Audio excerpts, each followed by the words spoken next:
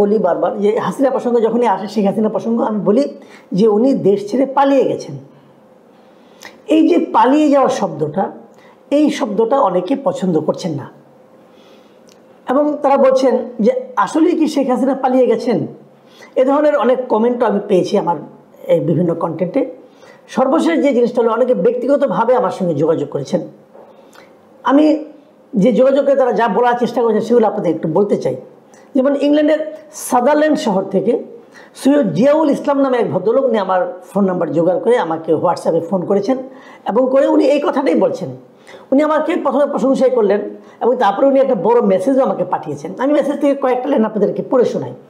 উনি লিখেছেন যে উনি আমার প্রত্যেকটি পর্ব দেখেন, এবং আমার কথাগুলো এই সময়ের মধ্যে শতভাগ নিরপেক্ষ না হলেও ন্যায় ভিত্তিক মনে হয়। মানে উনি বলছেন এটা নিরপেক্ষ না, তবে ন্যায় ভিত্তিক। যাই হোক, এটা আমার জন্য প্রশংসা, আমি এটাকে মানতে রাজি আছি। তারপর উনি বলছেন যে আপনি সবসময় বলেন শেখ হাসিনা পালিয়ে গেছেন, কিন্তু তিনি যে পরিস্থিতিতে দেশ ত্যাগ করতে বাধ্য হয়েছে এবং সেনাবাহিনী বিমান করে তাকে যেভাবে ভারতে রেখে আসা হয়েছে এবং ভারত সরকার তাকে যেভাবে গ্রহণ করেছে, তাতে কি আপনি এবং আপনার মতো অনেক স্বচ্ছ সাংবাদিক একবার চিন্তা করে দেখেছেন তাকে পালানো না বলে বাধ্য করে পাঠিয়ে দেওয়া হয়েছে? উনি এটা বলতে চাচ্ছেন যে ওনাকে আসলে পালিয়ে যাননি, ওনাকে পাঠিয়ে দেওয়া হয়েছে। আবার আজকে কানাডা থেকে আমাকে ফোন করলেন প্রখ্যাত সাহিত্যিক, কবি, গবেষক সাইফুল্লাহ মাহমুদ দুলাল। উনি 21 পদক পেয়েছেন, এবং বঙ্গবন্ধুকে নিয়ে ওনার অনেক গ্রন্থ আছে, উনি লিখেছেন। তো উনিও আমাকে বলার চেষ্টা করলেন, মানে বলেই ফেললেন যে আমার এই কথাগুলি, যে পালানো যে ব্যাপারটা, এটা নাকি সত্য নয়।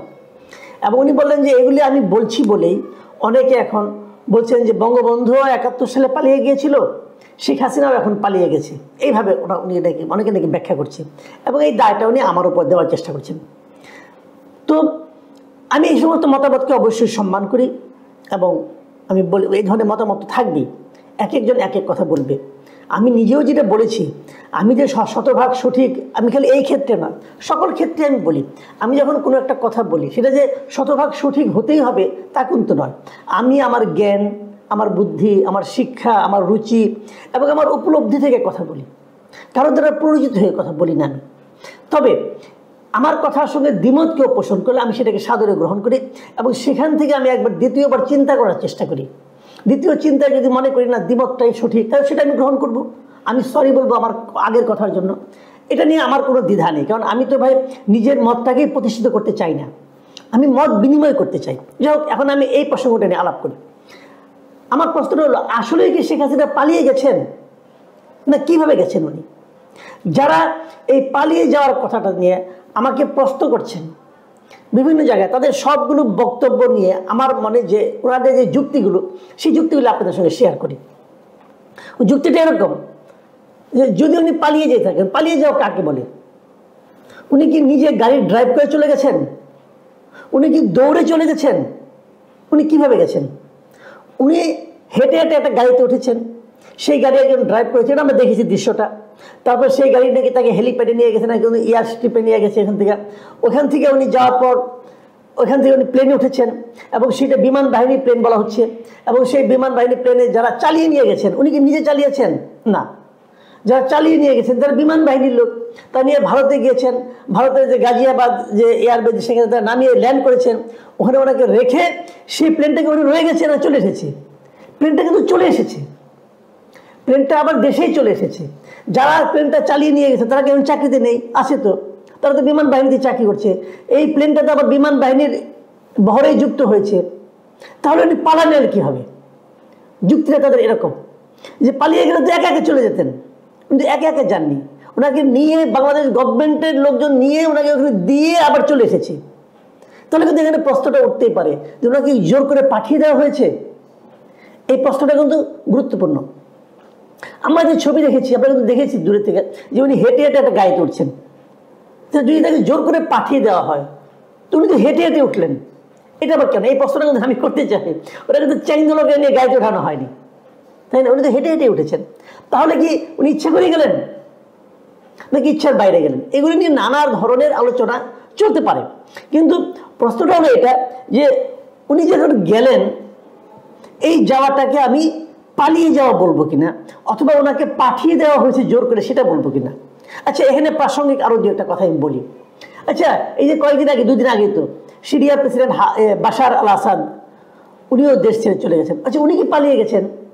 অনেকে বলবেন হ্যাঁ উনি তো নিজের বিমান নিয়ে গেছেন, যেটা তো পালিয়ে গেছেন, যে এটার সঙ্গে তো আবার হাসিনাটা মিলে না। হ্যাঁ, এটা কিন্তু মিলে না। আচ্ছা, আরেকটা কথা, অনেকে আবার এটাও বলেন হাসিনা নাকি পদত্যাগ করেন নাই। তাহলে এই বাশার সাহেব কি পদত্যাগ করেছেন? যে পদত্যাগ না করা না করার সঙ্গে কিছু যায় আসে? ওনার তো বাস্তবতা ওনার দেশে নাই, এটাই বাস্তবতা। আচ্ছা, আরেকটা কথা বলি।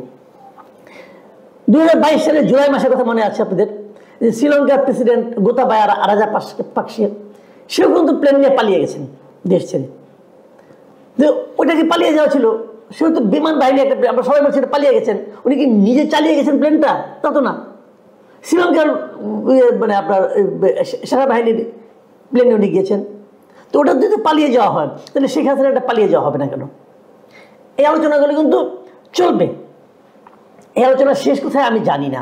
কিন্তু আরেকটা প্রশ্ন আমি বলি, যখন কেউ পালিয়ে যায় তখন তারা খুঁজে পাওয়া যায় না।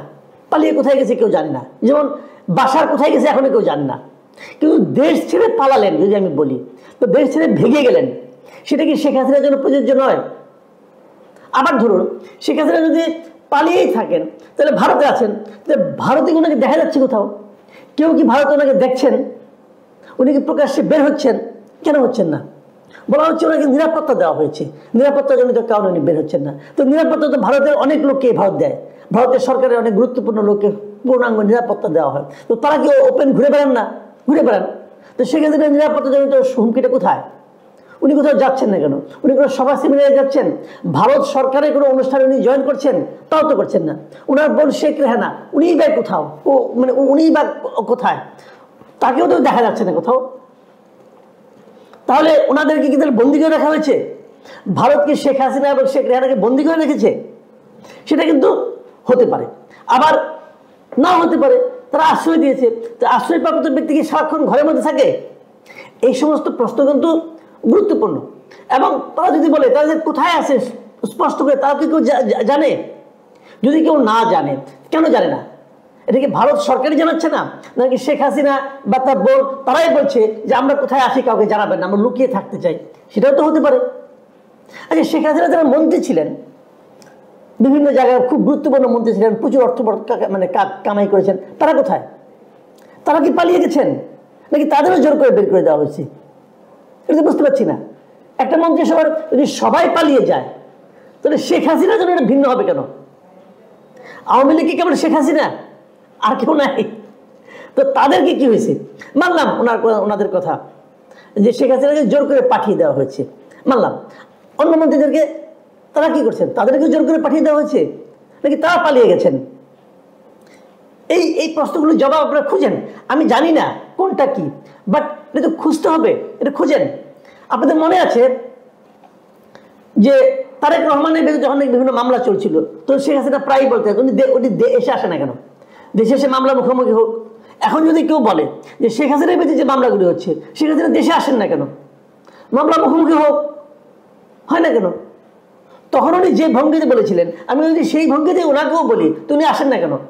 উনি যদি না আসেন, তো তারেক রহমানের না আসাটা জাস্টিফাইড ছিল? বলেন কেন ছিল না? একই তো কথা। উনি যদি মনে করেন উনি এখন আসলে ওনাকে মেরে ফেলা হবে অথবা উনি সুবিচার পাবেন না, তো তারেক রহমান তো বলতে তখন ওই কথাই বলছে যে উনি সুবিচার পাবেন না। তাহলে আপনারা কি বিচার ব্যবস্থা ক্রিয়েট করেন গত 15 বছরে?